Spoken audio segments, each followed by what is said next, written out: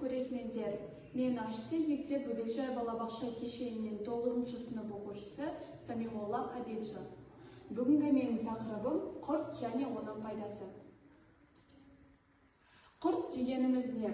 Құрт бізде қазақтың ұлттық сүт тағамы. Ұзақ сақталатын өте құнарлы өнім. Және де қайнатылған айраннан жасалады. Ағзаға өте пайдалы. Құрттың пайдасы және сұранысы. Құрттың пайдасы бізде табиғи және қоспасыз өнім, кальций мен ақуызға бай, сүйек пен тісті нығайтады, иммунитетті күшейтеді. Балаларға да, ересектерге де пайдалы. Ұзақ уақыт сақталатын дұрыс тамақтануға сай өнім. Ал оның сұранысы эко-өнімдерге сұранысын артуы, ұлттық өнім ретінде бағалануы және табиғи экологиялық таза өнім, нарықта өтімді және де тез сатылатын өнім. Құрт арқылы қалай бизнес жасай аламыз? Құрт қазақтың ұлттық тағамы және де табиғи пайдалы тағам.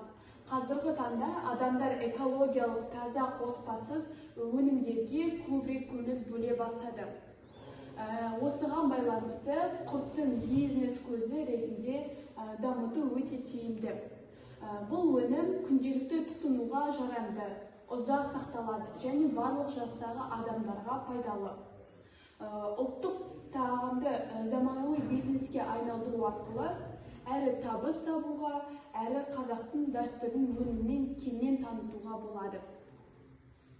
Құрттың денсаулыққа пайдасы бізде құрт өсуге көмектеседі, сүйек пен тісті нығайтады, ас қорыту жүйесін жақсартады және иммунитетті күшейтеді. Құрт өте пайдалы тағам, ол кальцийге, сондай-ақ сүйек пен тісті нығайтады. Құрамында ақуыз, бұлшық ет дамуына көмектеседі.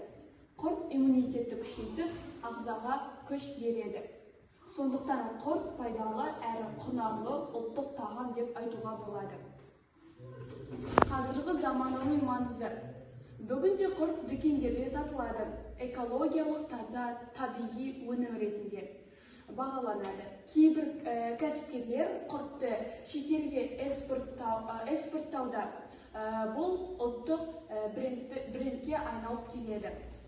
Назарларыңызға рахмет.